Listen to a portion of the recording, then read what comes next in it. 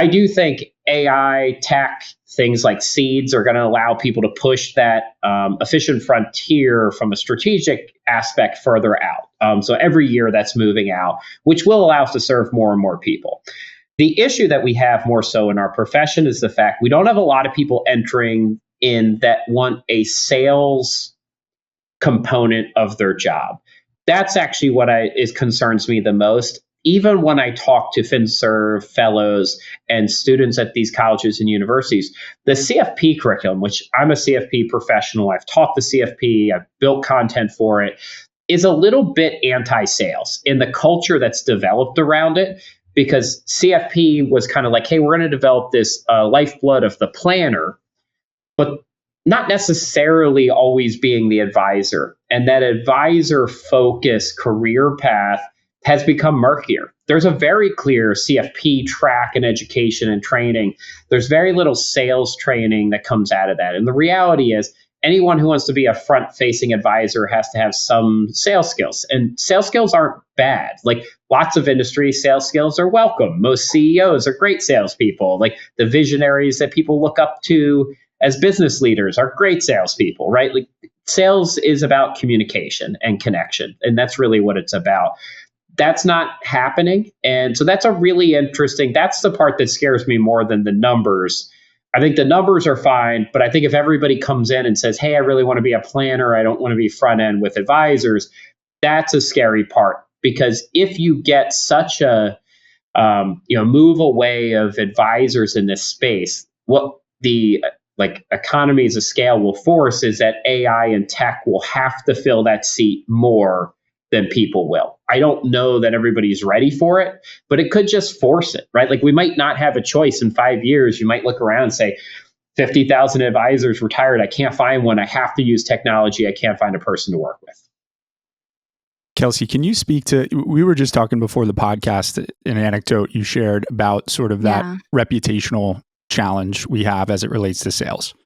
Yeah, it's funny that you just brought that up, Jamie, because I was at FPA, one of the conferences, and I found myself sitting with a bunch of next gen members, and they were all talking about, are we going to go to a firm or are we going to go to a tech company? And they all are kind of those planning minded. And I was like, well, why, what are you weighing? And the thing that was making them want to go more toward the tech side is that they can be on the planning side and feel more like they're in the service of planning via tech versus they're being asked to sell when they go into these advisory firms. And not only are they being asked to sell, but it's like old fashioned, like what you would consider older fashioned, like call your family and friends and get them to come over here to our firm. And then, the fail rate is so high that there's the issue of, well, am I going to be pinging all my family friends and then I'm going to fail out? So that's actually what they were talking about. And so we were diving in with my background being in planning tech into like weighing what would that career path look like versus a traditional firm. So it's so interesting that you bring that up. And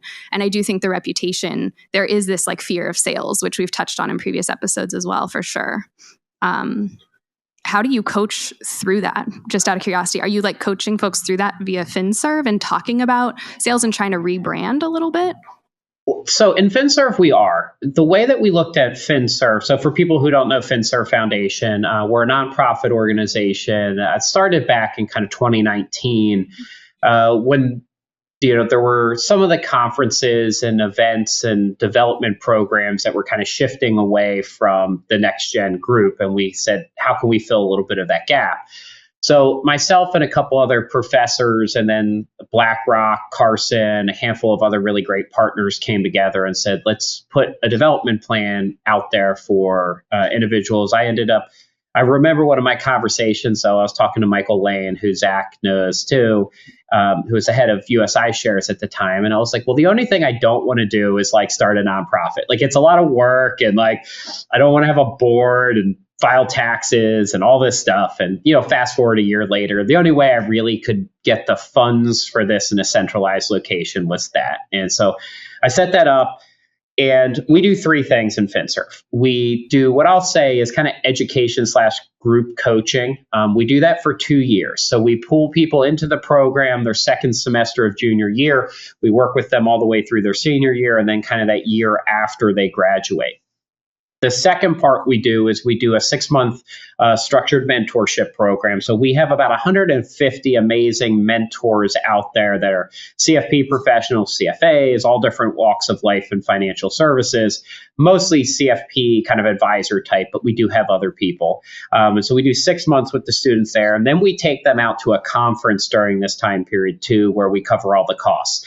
We've done Excel, we've done FPA National. We have a great partnership with Nitrogen now. We'll be there the next 3 years, bringing students out to that one.